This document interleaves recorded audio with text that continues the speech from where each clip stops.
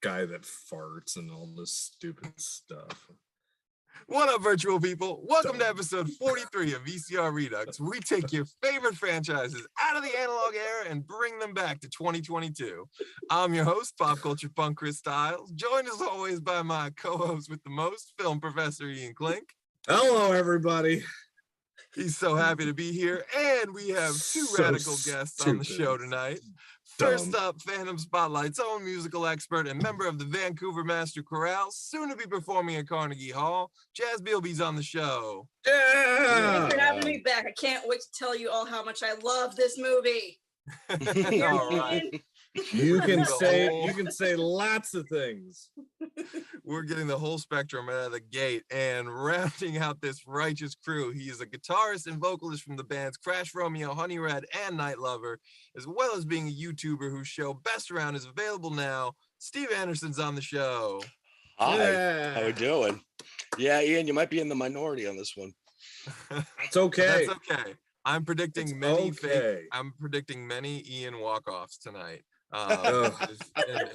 And maybe nary a Dawkins reference or two.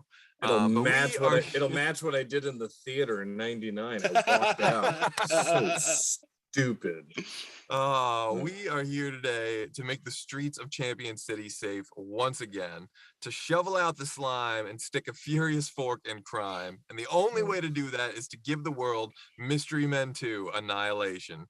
But before we can bowl you over with our sequel pitches, we need to talk about how Mystery Men came into our lives and what we love about it. We'll start with Jazz, but that also goes to you guys watching at home. Hit us up in the live chat with your Mystery Men stats. So, Jazz, how did you discover Mystery Men? We talking I'm VHS, sure it was Laserdisc? another cable find or HBO like a long, long time ago when I was a teenager, back in those good old days when I was just watching it. And I have to give Ian his dues. I might have sort of kind of had mixed feelings back in the day, but going back to rewatch it for this, I absolutely love it for the gem that it is. Steve, do you remember your first time watching Mystery Men? I'm gonna guess because this came out in '99.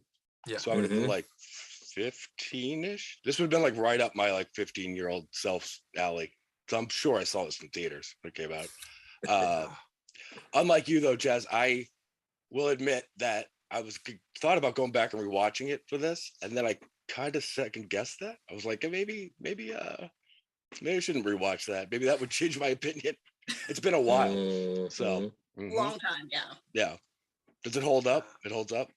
I mean, I think it's great for being what is it, like a joke on superheroes, basically. So yeah, I think it's fantastic. I think it was great then. I think it's great now, but I know Ian does not feel that way. Ian, tell me about the first time you watched this movie. Let me tell you a tale of I remember this. This actually was, when I was a kid, I really couldn't afford to go to the movies a lot or anything like that. In movie theaters in Iowa, like it was pretty far away. Like we didn't have a local movie theater or anything like that. So I remember renting this from the public library. I remember classmates talking about it, and it's okay, well, and it's free at the library. So I remember as a VHS tape. I do remember that. So popped it in, watched it, popped it out. It was about the extent of it. I'll have more thoughts later. Trust me. But, yes, but that was. Yes, you have the enthusiasm of Terry Kaiser post-death scenes in Weekend at Bernie's. Well, okay, so let me take you guys all back. Before we get into my first time, I should touch on the chat real quick. I know some people are really excited to be here in the chat, even not everyone on the show is.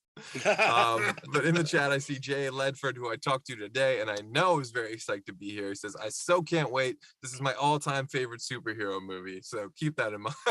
Ian, if you're gonna shit on it, just shit on it with gusto. Were you watching it? Like, were any of you watching this movie? Were you were you picking your teeth while you were watching this movie? Like Howard the Duck, this has a source material that leaves people thirsty for whatever they can get their hands on. But also in the chat, I see Angie Saunders and Mike Saunders, the Mashup Geniuses. Thank you so much for tuning in, you guys. Yes, hey y'all, there's a lot of love for the shoveler already going on in the chat. Angie Saunders says we got a blind date with Destiny and it looks like she ordered the lobster. So the quotes are already flying. Angie says VHS. Jay Ledford's telling me to junk it from this movie. Jay Ledford says yes. Ian now hates me. So welcome to the show, because that's what it feels like to do an episode of VCR Redux. So now I can tell you all the story. Nobody. I can take you back. It was the summer of 1999. There was that song, Steal My Sunshine. It was a big song. Len, yes. Jimmy Carter was president. Yep, Laserdisc was all the rage. No. Okay. Yeah. But I was the kid that saw the trailers for Mystery Men. And even though I wasn't the biggest Smash Mouth fan, I was like, I like what they're doing here. This tie-in, for some reason, is connecting with me. And I love that cast. Always loved Janine Garofalo ever since Truth About Cats and Dogs. So this was like, okay, I love Ben Stiller. It was fresh off Something About Mary. I was like, this is gonna be awesome. William H. Macy, fucking Pee-wee's back. Like, what can you not love about this movie? And I was just like telling all my friends, like, guys, let's go see Mystery Men. It's in the theaters. Come on, late summer. And they were like, no. So no one went to go see the movie with me. So I had to wait till video, and it was a real disappointment for me because, and I get it, right? Like summer of '99 was dope. It was amazing. There was American Pie, Star Wars Episode 1, which, you know, we all waited for like 17 years. Austin Powers 2, Blair Witch Project. I think Sixth Sense was that summer as well. There was a lot of really good movies that summer, and this was sort of later on. It was an August dump. But like even being an August dump in the summer of '99 is incredible compared to anything that came out this last summer. So just saying. Steve's heard me rant about many a time. So I had to wait till video. I think this was a VHS rental, and I loved it. And again, like was like, guys, I got it. Like Mystery Men, you want to watch it? And again, everyone's like, nope. It wasn't until I was like 19 and I moved out to the East Coast. I moved in with Steve, and he was like, Mystery Men, you like that movie? Sweet. And I think probably the last time I saw it. Yep. And that's why I've stayed out here all this time. I was like, God damn it, you got to go where the real people are. And now I am. The people who like Mystery Men. But I mean, what's not to love about this movie? I mean, I guess everything. Ask Ian, because yeah, you know. No, okay, all right. I will say this. Okay, I will say this. Marvel, in my opinion, has redeemed Mystery Men. Okay, go on with it. Go on. Okay, interesting pivot. Yeah, let's go. So I like it. At the time, right, like many of moments in our lives, right, when somebody lets a wet fart out, you're embarrassed by it and you bury it, right? Like you clean it up and you move on, right? You don't think about it. You just move forward, right? That's what I think Universal did. They had a wet fart. It was embarrassing. They cleaned it up. We all moved on, right? Everybody got their money. But what's interesting is before the superhero craze, I think the movie was a miss. Now, having seen all that Marvel has done with all these superhero movies, I now see the irony of it, right? And maybe then they were trying to kind of poke at Batman or probably, in my opinion, they were probably poking fun at Nipple Man. Like, I think that was what they were trying to poke fun of. But if you watch it now, Mystery Men actually does say some interesting things about how we immortalize these superheroes. And watching a lot of, teenagers, watch these Marvel movies and idolize Spider-Man and all this other stuff, I can see what Mystery Men was doing. So in hindsight, I think it's actually a very well-written movie. The problem is, well, I'm just saying the problem is, 15-year-old Ian was like, what the fart? What is this? I don't get, this is stupid. So you're just saying it was ahead of its time, basically. Honestly, I will say that I do think so. Yes, I will say that. That's kind of what I think. I mean, it's a parody, right? It's a superhero parody movie. Yeah. That much like a lot of the parody movies that we have, or now it's like, now they're rampant. You have like have all these like superhero, like The Boys or Umbrella Academy, where they're like, it's very subversive. Yeah. It was a very subversive movie that I do think if it came out today would actually probably be better at the box office. I think people will buy into it a little bit more. Oh, for sure. That just didn't get it then. I mean, it's definitely not without its problems, though. It was a mess of Yeah. a production. You know, Yeah. the director was like one of the most acclaimed commercial directors of all time. I think his name's Kinka Usher. Yeah. And you know, the stars hated each other. No one got along. Like there were varying different ideas for tones of comedy and all this stuff. A lot of behind the scenes drama, but somehow they managed to churn out a movie that, while being, you know, kind of moody at times, it still manages to like find the fun and find the laughs and find the charm, at least for me. But I do think what you're saying also is sort of poignant, Ian, because it was sort of making fun of a genre that like hadn't really come back around yet. Like the genre was tired at that point. Like that movie was more of a response to like Batman and Robin at the time, like Batman Forever, because Batman Forever, Batman and Robin, like those the kind of real turdy ones, you know, and like Spider-Man and Blade and X-Men and Avengers and all this shit was like decades away, you know, for the most part. It hadn't happened yet, none of that stuff. So X-Men hadn't even come out yet, right? No, X-Men was like what, 2002 when the first one came out. 2001, I think. So I really, they kind of missed. I think they just went too soon. You know, it was a take on all those movies of the mid to late 90s, those superhero movies we were getting in the late 90s. Yeah, like the Phantom and you know, I think stuff like that a little bit. You could see it in the production design too. Yeah, like, in that opening scene, it looks like something out of Batman and Robin, or you know, Batman Forever. Like the kind of somewhat weirdy CG neon-y cities, you know. It was definitely a very early with that. You know, I feel like you got to just sort of like break down the cast roll by roll with this movie, because there's just, you got to admit there is like golden casting all over this. You don't have to. Oh, come on. Greg Kinnear is Captain Amazing. You got no love for that? That was like such a douchey Captain America version. Oh, which I ate up. I was like, oh my god, this would be like if Steve Rogers was a giant douchebag. Yes, and it was brilliant. And like, who better to do that? Like Greg Kinnear was perfect as that for me. Like the just cocky blonde dick, you know, just that arrogant dude. Even his assistant, who is I think the lighting guy or the cinematographer in Boogie Nights, and he's in a couple P.T. Anderson films. He narrates Magnolia. You know, he's telling him, he's like, we get Deathman. Deathman is dead. Like, Deathman's an X-Mile. This guy Apocalypto's doing 50 to life. You know, blah blah all blah. He cares about is corporate sponsorships. Yeah, exactly. Like just down to the smallest roles. I mean, Claire Filani plays the diner waitress who has like 2 scenes. Again, Ben Stiller, perfection. Hank Azaria, come on. How many times do we get I'll say this is a movie that had all the cast of people I like in every other movie, just not brought together. You know what's weird about Hank Azaria in this movie. I love Janine Garofalo here. I will say this was like the film of like the mid to late 90s, early 2000s, where with the casting choices, because you had Hank Azaria, Janine Garofalo, Kel Mitchell, Paul Rubens, Dane Cook, and Doug Jones. Just off the Kel Mitchell. That's right. Keenan and Kel. Yeah. And that was so many, like, you know.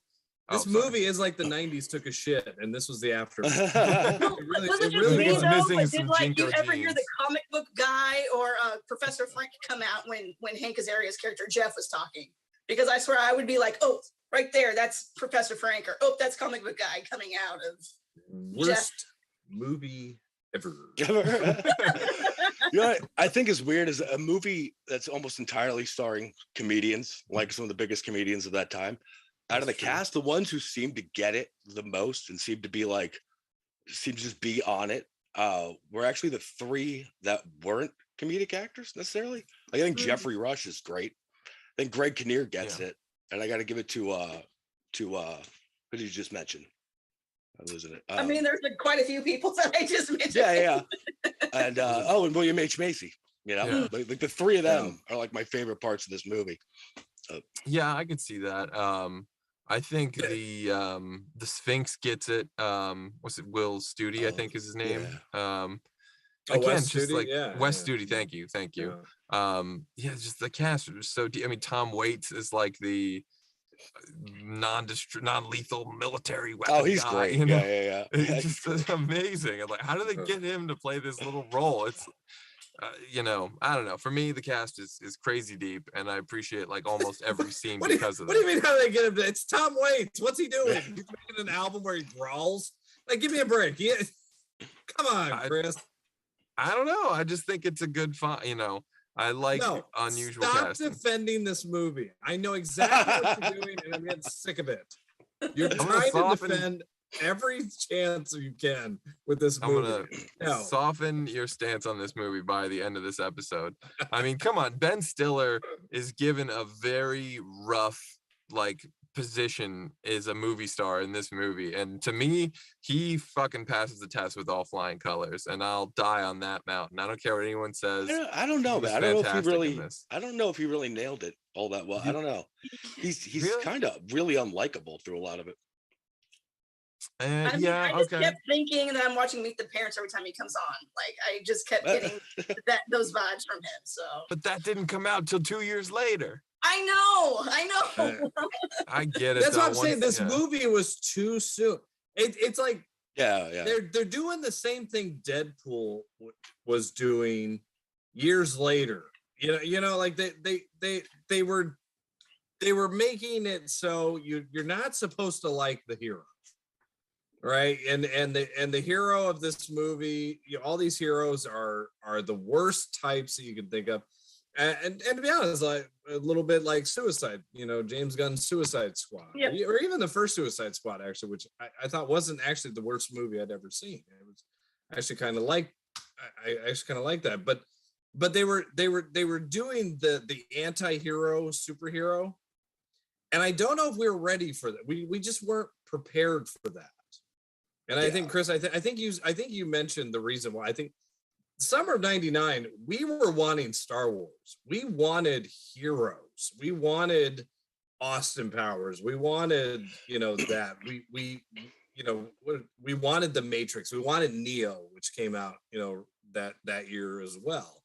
We didn't want a farting superhero. Like, we just do with zits. Like, we didn't want that. And to be honest, though, I remember the whole time when it came out, people were just like, that's Pee-wee.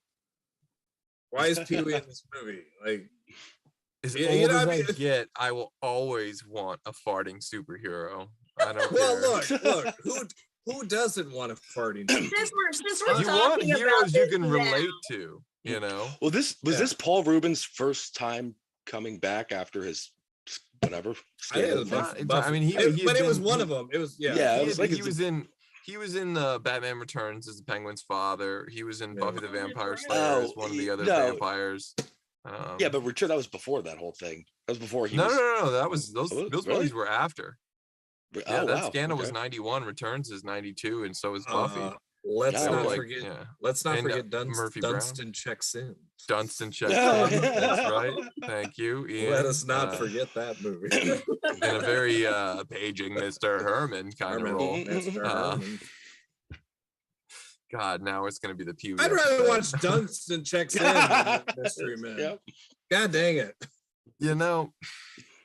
I thought it was a thankless role, but he did it admirably, and I thought it worked for me.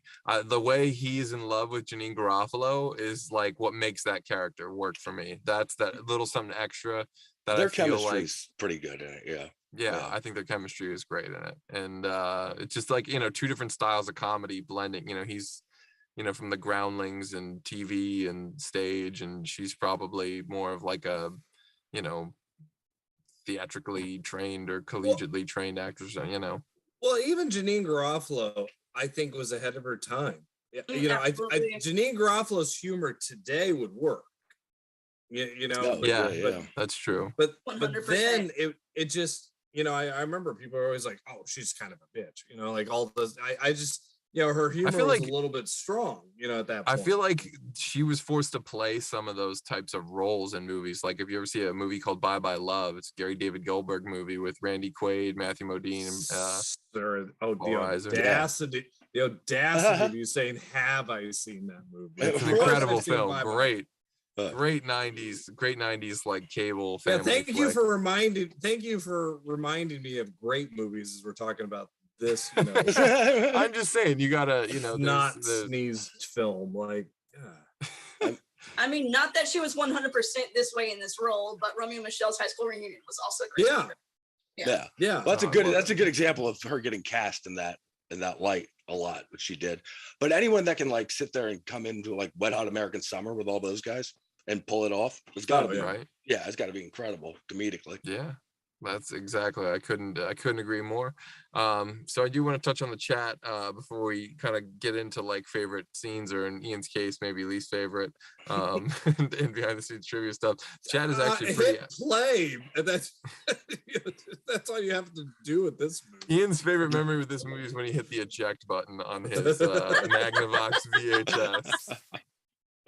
And his worst memory is when he had nightmares about the tape getting stuck in the VCR. He walked it right back to that library, threw it at So to give a little perspective, excuse me, Mrs. Smith. I hated it. So to make everyone at home feel nice and old, our very own Kyle watch 2.0. the Super Bowl halftime show.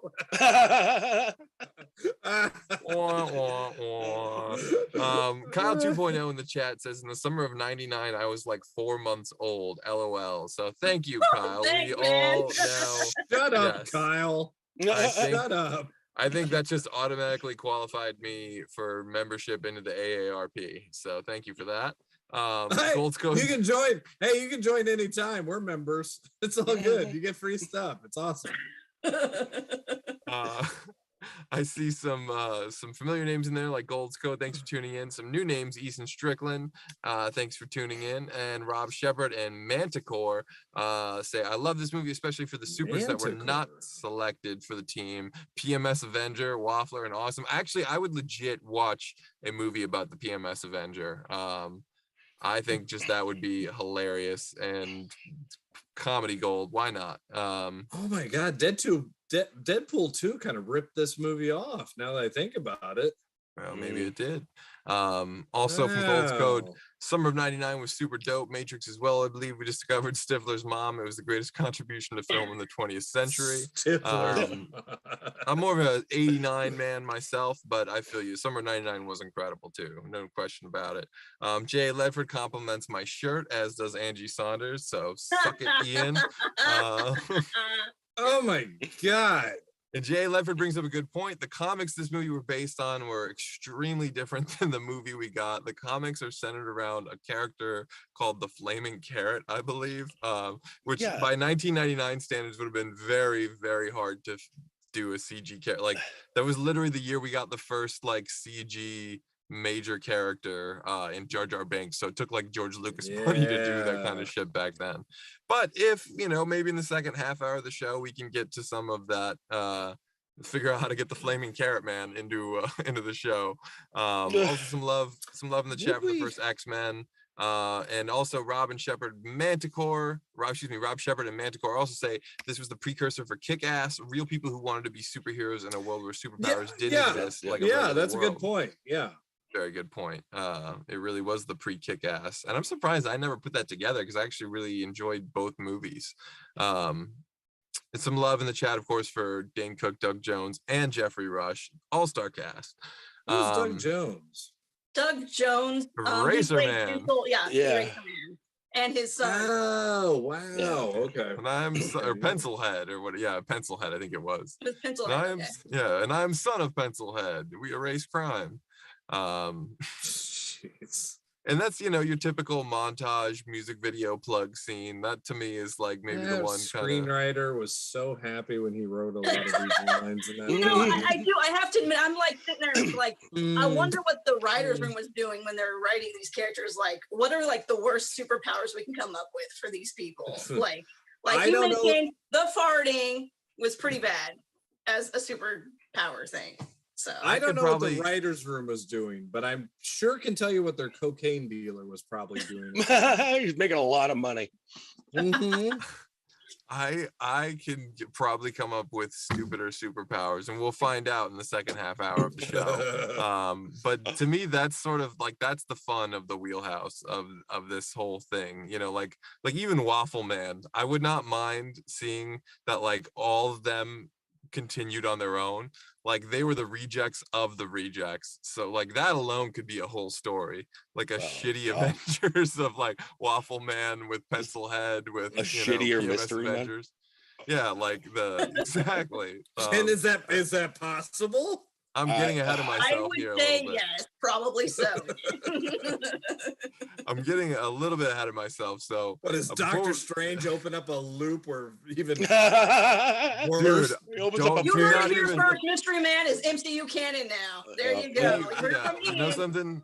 We are again, we are a little ahead of ourselves, but yes, I was definitely leaning already towards going into like the mystery verse of madness type of route. And now I'm that sure is Disney somehow owns the rights to these comics anyway. The flaming not carrot. They'll just buy Universal, you know. Yeah, there you go. Yeah. Oh. Yeah, just buy Universal because I got nothing else to do this weekend. Right. So I should dish a little bit more on some of the behind the scenes drama. I know a lot of it was centered around, I think, between Greg Kinnear didn't get along with a lot of people, and there was like a Ben Stiller camp and a Greg Kinnear camp, and then a kind of middle ground camp.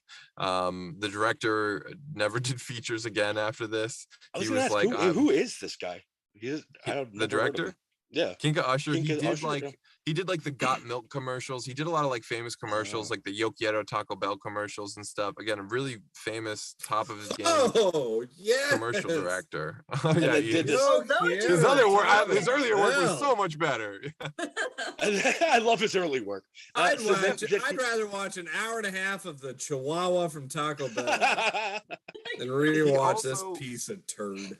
He also came up through Roger Corman a little bit too. He did some worked on some low budget Corman flicks, as a lot of people do when they were starting out back in the day. Okay, now I take it all back. I like this movie. Yeah, there you go. Exactly. Anybody that comes to the Corman camp, I'm all right. I knew how to find your magic spot, your Corman clinic. That is right there. So there we go. That's settled. No, but Chris, I mean the movie again. There's some stats in the chat as well. That the movie cost $68 million, only pulled in 33. So Universal definitely had a lot of egg on its face and sort of buried the movie, as these things tend to happen. I don't even know if it's gotten a legit Blu-ray release.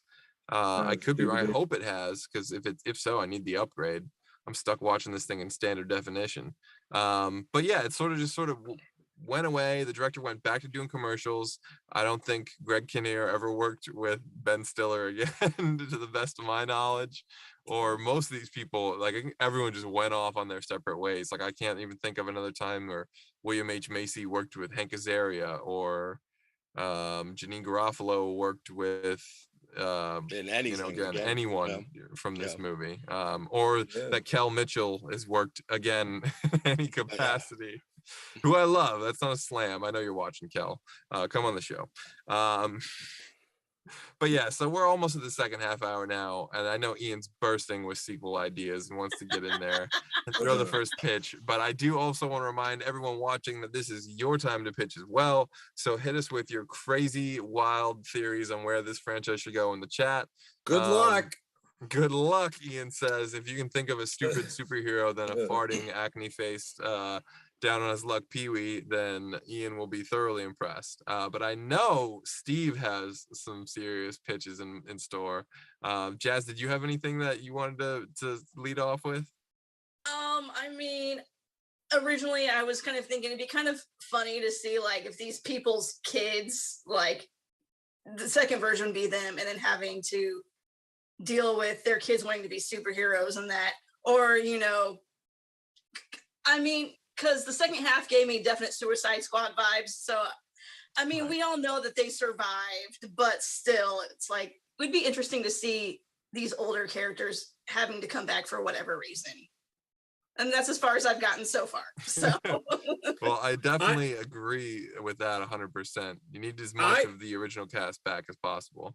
Yeah, I had an idea that I thought was kind of interesting. I mean, as much as I'm bashing the movie, I take this seriously. So I thought it would actually be interesting is,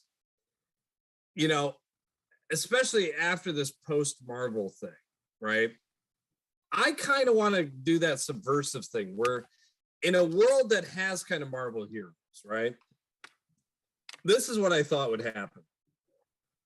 And however they could ever do it, I don't know. Nowadays, it's like, it just takes one lawyer signature and Fox can mix with the Universal and, Marvel owns this and all, Disney owns it all. So I don't know how it would work, but I think it would be interesting is if the Avengers all of a sudden turned into the villains. Like you have and to me, you could set it up where it's like, you could actually get, Chris Hemsworth, or you could get Chris Evans, or, one of the ones who are like leaving now. And they actually poke fun at their role. So imagine if Chris Evans as Captain America all of a sudden became Captain Russia or something. Right. Okay. This I had very similar thoughts, Ian, actually. And he spins it, and he's and literally it's Chris Evans poking fun at Chris Evans, like he's in on the joke, right? But he's like, he spins sides. And so what has to happen now is they have to, there's no more Marvel heroes to save these worlds now. And you've got a Thanos or a Farnos or whatever you have. All right. You have, make it literally a legit Marvel movie setup, the way that we know Marvel movies. And the only people that are around are the retired mystery men. So now they have to actually get Ben Stiller to come back. They have to get Hank Azaria. They have to find Paul Rubens, in the middle of Nevada, still farting. And literally, to me, and I don't know where the plot would go, but make it actually the whatever the last part of the movie is, make it a legit Marvel movie. Like get all the big special effects, get it all to be a serious thing, and have some redemption story that Marvel does so well at. Make Ben Stiller character not so much of an asshole, but make him more of a legitimate, like, I want to do good now. Really pull into that Marvel string. And I think you can really redeem Mystery Men. Wow, I am impressed. I really love that idea. You take that, yeah. I think Chris Evans would be into that because if you've looked at some of his stuff before Captain America, like I don't know if you've watched The Losers, but it's very much like that. And I mean, even Scott Pilgrim has those vibes too. Yeah. But I kind of feel like that'd be the U.S. agent vibe almost too, with the unlikable Captain America type of thing. So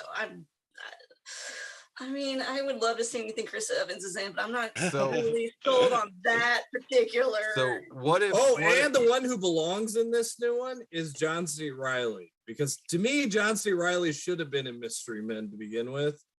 He was like the missing person that was not in that cast. Yeah, he would be great. He would be almost in any role. What if I add this twist to what Ian's got already?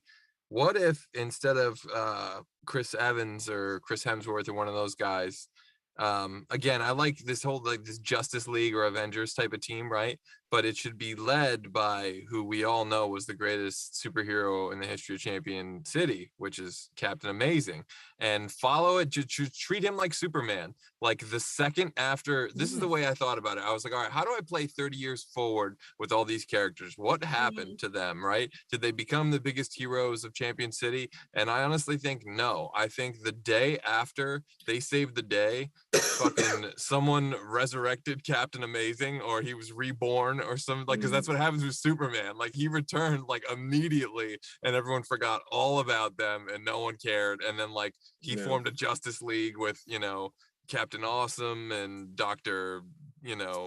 Whatever, this group of, heroes, and people forgot all about the Mystery Men. But yeah, like Ian said, then they become evil. And you could even have some like classic villains that I think are referenced but not heard, like they said Armageddon's in Exile and this and that. Like get those guys, get Deathman, like get these guys back, do a little bit of No Way Home in it. At least I don't know, that's just sort of what what kind of came to me off of what Ian was Or saying. you could have him pick out, Pencil Man or whatever, Pencil Head, or the basically the rejects of the rejects. I want to follow them.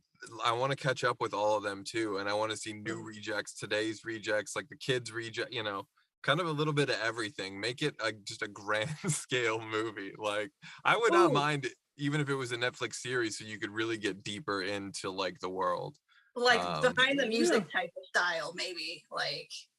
Oh shit! Like a documentary. That's pretty cool. Yeah, that'd like a retrospective of the careers of the Mystery Men.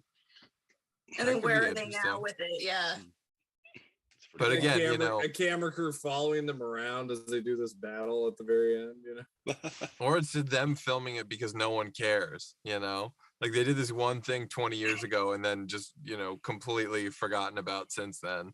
They broke up. They're, again, you got to kind of sort of get the team back together. I don't know. These are just, certain things that seem like they could be fun with that cast. But I know, again, Steve, you had some pretty detailed pitch ideas. I was thinking about this earlier. Yeah. And, Ian, I think you're really going to hate this. I was thinking about involves it, right? this movie, probably. Yeah. Oh yeah. Just based on everything you said, I think you're really good. But I think it does touch on both your guys' ideas a little bit too. Is that it occurred to me, I was thinking about it, that all of these actors are still in pretty good shape. Mm-hmm. Like it was like everyone in it for the most part is still kicking and looks yeah, pretty Wes good. Studi's still like a badass. He's like 75 years old. Like, yeah. I agree. Yeah, I feel like everyone could pretty much still do this except for Jeffrey Rush. Right? Yeah, well, he's dead. He's dead. Oh, is he dead? Okay, right. Yeah, he's dead. Yeah. So that's gonna be Kinnear's dead. He's dead. So Kinnear's not dead. He's dead from the movie. Yeah, I don't know if Jeffrey Rush is dead in real life. Oh, okay. I meant he died in Frankenstein is dead. Yeah. He got canceled. Oh, he did. Did he really? Yeah. Oh my God. Well, we'll leave that for another show. Okay, so this would open up 20 something years later, right? And it's just narratively, you just get somebody talking. That's all you're really going to get. And then it's just essentially this flashback of these mystery men 20 years later. And you introduce a new villain or whatever, right? And this villain has come upon Champion City, except now the mystery men have actually come in and they have honed these powers. They've been doing this for 20 years. It is like a epic Marvel battle out of the gate. This guy is a legion of whatever evil nonsense, you know what I mean? He's got all these other guys, like you were saying, that they mentioned. So these elaborate, colorful characters coming up into this thing, and they just destroy them. It is literally like watching like an Avengers, whatever. So it's like at the beginning of Infinity War, like all the heroes are falling. Well, all the heroes are beating them senseless. Oh, okay. The heroes are kicking ass. Okay. Yeah. Invisible Boys turning, huge things invisible, and they're flying into them and whatever, like the balls flying around, destroying everything. The spleens just knocking out like lines of dudes, like that, So and this is being told like a narrative story kind of deal, right? So essentially you come to figure out that the narrative story is being told by the son of Mr. Furious, right? He's talking to his kid. So it's how many years later after that? So they're retired. They're gone for this movie. All right. So essentially they would have, and again, don't mind me, I just thought about this like 2 hours ago. I'm trying to remember what I thought about. Yeah. But so they would have to so Champion City now, after this whole thing or whatever, had gotten the superhero positive thing has gotten so prominent that crime is pretty much not around. But the mystery men are such a huge facets. They're such a huge piece of the city or whatever that they wind up opening some kind of a program to initiate new mystery men people into it. That's the whole deal. This is still told in the narrative. I know this is going on a while, but essentially when new political factions came in, they were like, well, it's not worth spending the money on this kind of thing. We don't have crime here anymore. It's not a big deal. Thing kind of fell to the wayside. The mystery men have gotten so old. We don't have to say they all died or anything or went up, whatever, but like, we just don't, that's the end of it.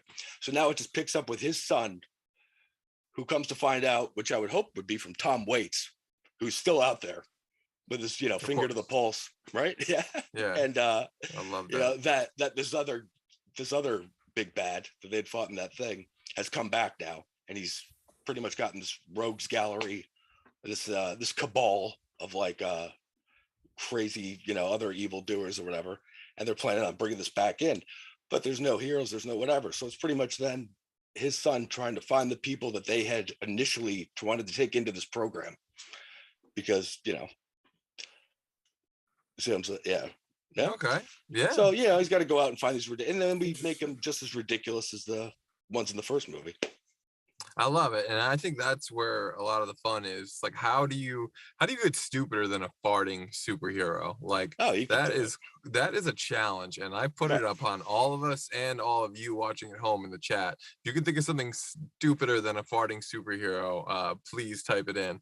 I guess I should mention this, in the chat again. Jay Leffer's a big fan of the original source material, the comic books of which it's based on, which I think were Dark Horse comics as well. I could be wrong about that, but Dark Horse was like on fire in the 90s. I was like Dark Horse in the 90s, everything. Right? Yeah. Besides the mask, right? They put that out. Yeah, the mask. I think Spawn as well. They did the Aliens versus Predator, or Terminator versus RoboCop as well, I think.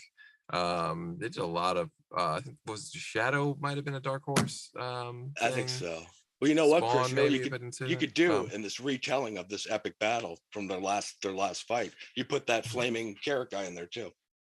20 years later, he's in that, Oh my gosh, interesting. Okay, two interesting things in the chat. Okay, all right. Jay Lefford, again, if there's a way we can get the flying carrot in there, which I think would be really interesting. There's gotta be a James Gunn type of take, who I again think should probably direct this movie, because King Usher is probably the last thing. That exact same thing. Oh yeah, of course I'm gonna bring him back. Yeah, get fucking James Gunn on this and just pay him whatever it takes, and I know it'll be great. But also Jay Lifford has a pitch. The villains are the Sphinx turned evil, having given powers to the Triads rejects and recruited an army. That could be interesting. The Sphinx could be a good supervillain. Which again, I need the Sphinx in the movie one way or another, because I need him saying, like, when you doubt your powers, you get power doing to like your the Yoda doubts. thing. Yeah, all the Yoda reversal. Like, that is one of the most geniusly written things. I don't care what anyone says. Very few characters in superhero movies are written that well. Cocaine's a hell of a drug, Chris.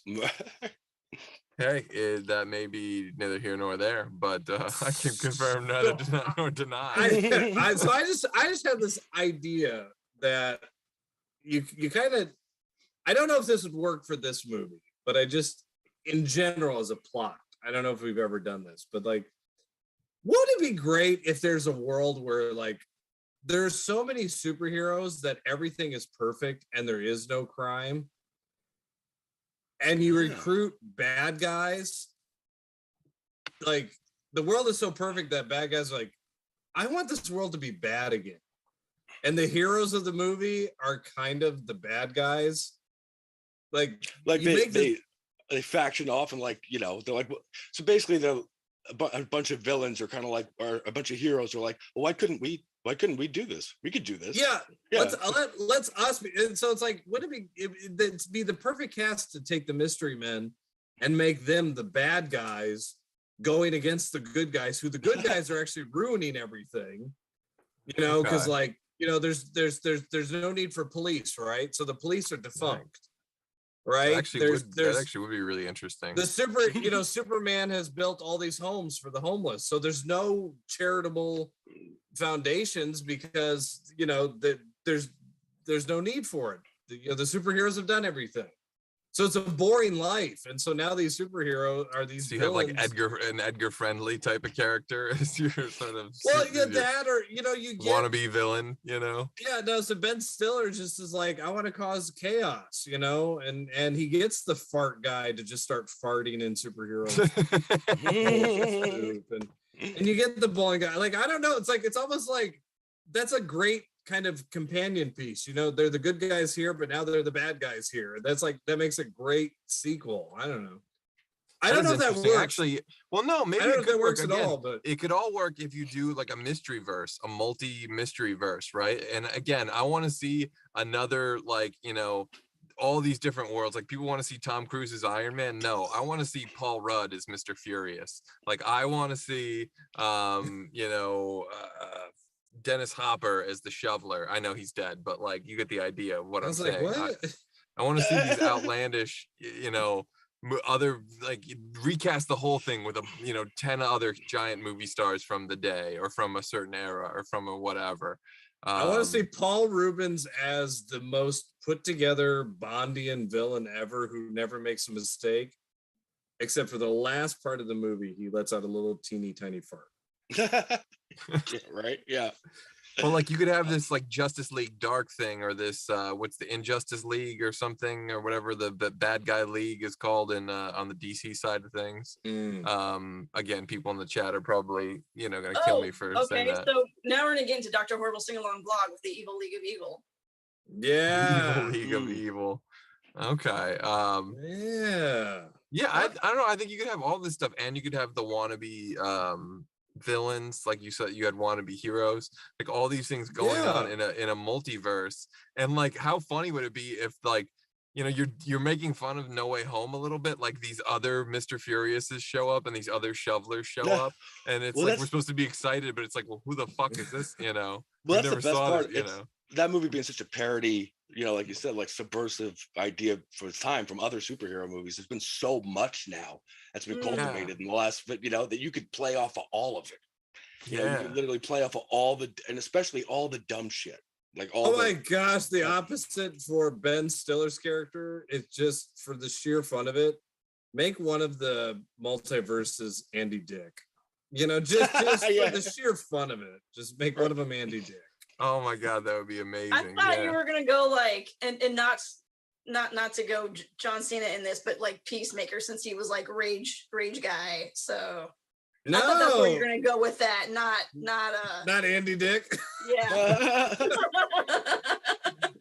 Well, it would be fun here if he made another version of himself that was like a huge hulking, actually furious guy. That would be funny. Yeah, Ben Stiller and like all that makeup that he likes to do. He meets Mr. Furious from another world, but that Mr. Furious is a huge, handsome, hulking, brute of a dude.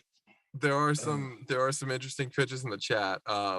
Angie Saunders says a toenail throwing guy who throws toenails at everyone, like some guy whose superpower is just shooting like disgusting toenails at people. Like that would probably be pretty effective. You'd probably be like, fuck, no one wants to get disgusting toe jam on them. I was thinking more of like, so you have like the spleen, right? Like who's the pyro to his Iceman? It'd have to be some guy who burps. Like the only thing that's close to some guy who burps my god, give me Curtis Armstrong as a booger type character. Bring Curtis Armstrong. I want him back. I don't care if it's like Booger, but if that man lit a match and belched screw you, that everybody cheered for Tom Cruise. I'd stand up in the theater and just clap. I don't care if I'm the only guy in the theater clapping. It's Curtis Armstrong. Like, I'd be right there with you. That would be. That's amazing. right. Yeah. I'd sit there with my jaw like, and I have one tear coming down of like pure joy. Like as the teenagers are like, "What the is this?" And they get up and walk out. Like, let's all stupid. Let's all go to the bathroom together. That is what it's like to see a movie today, folks. It's a sad state of affairs. It is. But Mystery Men 2 Annihilation is not that type of movie. It is glued to your seat, edge of the gripping your palm, you know what I mean. It's pure adrenaline. No, I don't. What are you saying? What? I don't know. I'm reading quotes from a Stallone movie. Yeah, this movie, you know how much they packed into this movie? And if you think about it, it all kind of takes place in like a day. Yeah. Right. Yeah. Right. Like he captures him and he's gonna kill him the next day. Yeah. And they go out and find. No, it's like he's trapped there for like a day. He's like, I'm gonna kill you. A couple days. I think he's like, I'm gonna kill you this time tomorrow, or midnight, or whatever. If they don't, I think Jeffrey Rush says that to Greg Kinnear. And they spend half that day making costumes. No, they recruit. They have that pool party That day they did the Oh whole no, that's thing. got to be a second day then. Because they recruit, they have the pool party, then they fight Casanova Frankenstein. No, then they go in. Then they go and they murder. They murder Greg Kinnear brutally in this movie. It so comes out of nowhere. To the viewing audience at home, these men just spent 2 minutes of their lives debating a scene in Mystery Men. Yeah. We'll continue after the chat, by the way. Literally the chronology of Mystery Men. This will be an all-night thing now. I need you all to realize where you are at in existence right now. This is the hill I will die on. The essence of Mystery Men right here. The most ridiculous crap you can come up with. But yeah, I agree. And what's Chris's powers? Horrible shirts. Yes. Oh my God. Can I be a character, please? I distracted. You are a character for this movie. So one thing I wanted to see is I thought that, the characters that didn't have a grip on their powers before should obviously have mastered them now. Like, oh yeah. Now I don't know about that because I still think it'd be hilarious if like Kel Mitchell still couldn't figure out how to stay invisible. Oh, that's so true. Oh, actually, that would be funny. It's like all these years they could, but they still can't. like that. That actually. Oh my God! And Paul Rubens. Okay, in this version, Paul Rubens. He's all out of gas. He's literally his power. He's so nervous about existence that he can't fart. And what happens at the end of the movie?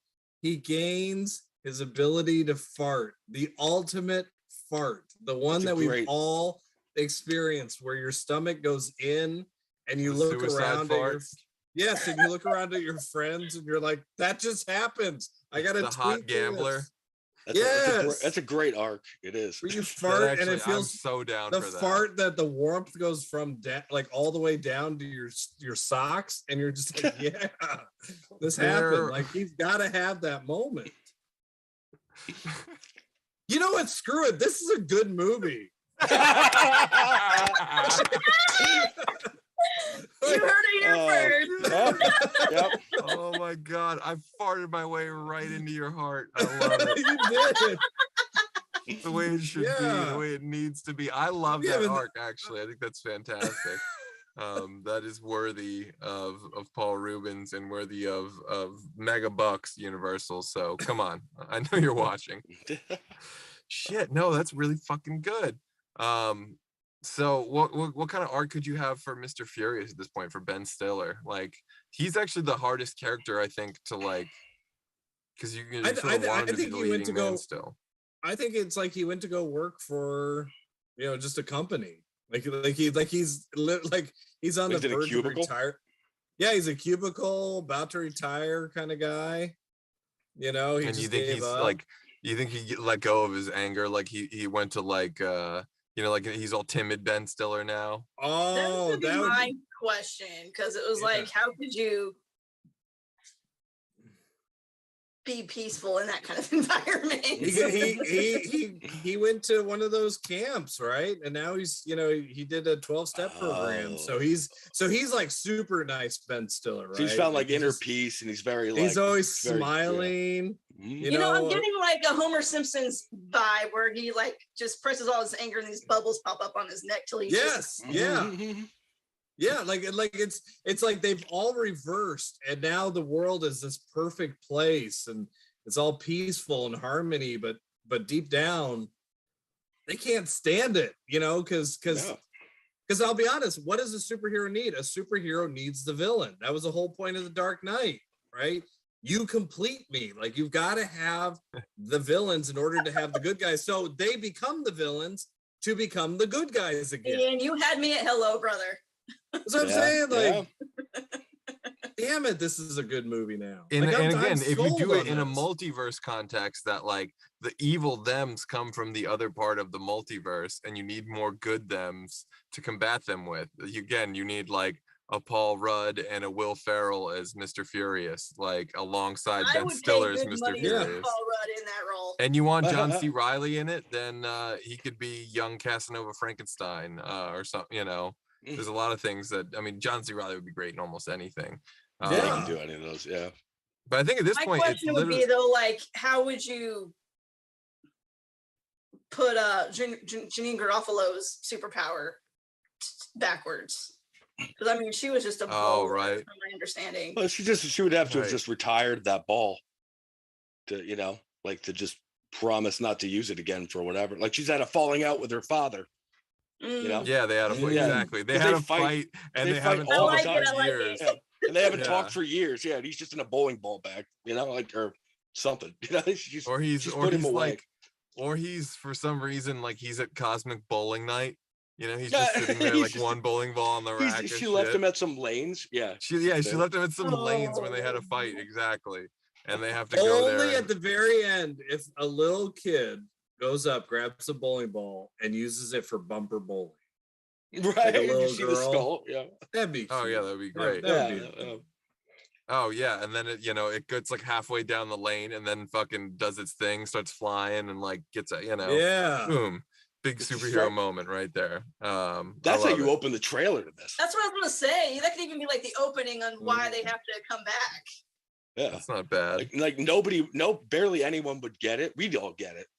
Right. You just show a kid picking up a bowling ball, you see it rolling, and you see the skull start to roll over it, and then it just stops, corrects itself, and slams a strike like it was thrown, 1,000 miles an hour. Or just picks up and flies sideways and blasts through the side of the building into fucking Janine Garofalo's bowling bag or whatever. Yes, I mean that would be great. That would be the preview. That's great. I mean, that. Oh my God! If she's holding onto it and holds it up, and behind her is all the mystery. You know what that actually is? That's actually the perfect amount for the teaser for the trailer. You know how they do this now? They show a teaser. The 2 days before the trailer drops, they show the 5-second clip, and they're like, "Oh, trailer coming." 5:31, whatever, blah blah blah. So that would be good for that, and then it could kick off a full-length trailer as well. Again, you could do this. William H. Macy. All right, how do we not have him shoveling anymore? What happened to him? That he's got arthritis, like he's got his wife made him stop. She has the best line in the movie when she grabs him by the face and she's like, "You shovel better than any man I've ever known." You play it so straight. It's great. Yeah, so sincere, right? Yeah. He has you a superhero. He has a. I mean, I feel like you're onto something with the arthritis line of it all. Or maybe he gave up shoveling and now he rakes. That's an interesting thing. I think I don't shovel anymore. Yeah, I don't shovel anymore. It was a mining accident, right? There was a mining accident. He's the only one that got out. Yeah, he couldn't save everyone. Oh, fucking PTSD. Yeah, he could be all drunk as shit like he wasn't shameless. Oh jeez. You gotta sober him. Nah, he was too wholesome for that. Someone else could be drunk off their ass. Tom Waits would be perfect because he's just miserable. He has no one to make non-lethal weapons for. Right. So he that's Tom Waits every day, is what you're saying. So I don't know. I mean, honestly, I think if you put all this together, as we like to throw in the kitchen sink here on VCR Redux, I think we did just that pretty well today. I think if you put all these ingredients in a fucking blender, you have more than enough to do a really good Mystery Men movie or a Netflix limited series or I don't know. And again, Jaz, you had some good points too about kind of Cobra Kai'ing it with like a next generation aspect, we did see William H. Macy had kids. They could certainly come back. It's not out of the realm of possibility that Blue Raja could have had kids at this point. I mean, you definitely need to have the original actors back. There's no question about that. But it could be like mentoring the next generation. Yeah. How do you? Oh, that's a tough one. How do you put Blue Raja in a point where he's not? He hasn't been doing shit. What is he all out of forks? Is he? He wasn't. When we left him, he wasn't doing shit. That's his whole character. Is that he lives with his mom. Right. He has a fake accent, and like doesn't have a job, He works at a Showbiz Pizza in Ohio. There's not a Baskin Robbins. That's where you can get Paul Rudd's character to come in. Yeah. There you go. Yeah, he works somewhere where there's only spoons, so he doesn't have access to forks or something stupid like that. I don't know. I think he throws spoons. He just doesn't throw knives. No. He only throws forks. I thought he just wouldn't. I think he wouldn't. He used the spoon once. Here we go again, bro. Yeah. Yeah. It doesn't matter. Here we go. You can't just use this. You can't just use a rake. Sometimes I think he's got a lawsuit against him, so all he can do is like sporks. Oh, that would be The interesting. Yeah. non-lethal. So yeah, he never copyrighted the Blue Raja. So like someone else took on that mantle and made it, Oh my and they became God. a super successful There you go. person. Oh, and then, there yeah, it is. Yeah, you figured it he's out. like, if I can't, if I throw a fork, he'll sue me. Son No, of a bitch, you know. the All right. green something, the green whatever, whatever it also means Raja, whatever that means. I'm totally down for that. That all sounds amazing. That works. The rest will come along. Come on, Kel. We know you're into it. You know, we needed this. We needed this so bad. So before we wrap it up, guys, is there anything you guys got coming up in the works? Jazz, Steve, anything you want to let the people at home, watching at home, know about?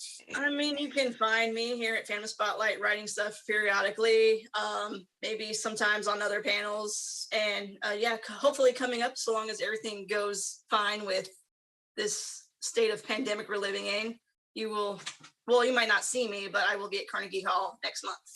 Yeah. Awesome. Super cool. And Steve, anything coming up in your corner of the world? The only thing really is that after 10 years, the old band that I played in called Crash Romeo is actually doing a new record and will be coming out sometime this year. Yeah. For the first time in 10, 11 years. Yeah. So pandemic record. Mm-hmm. Yes. The last record is one of my favorites from our nostalgic younger years, and a great title. And it sounds like a VCR Redux episode. It's called Crash Romeo Gave Me the Clap.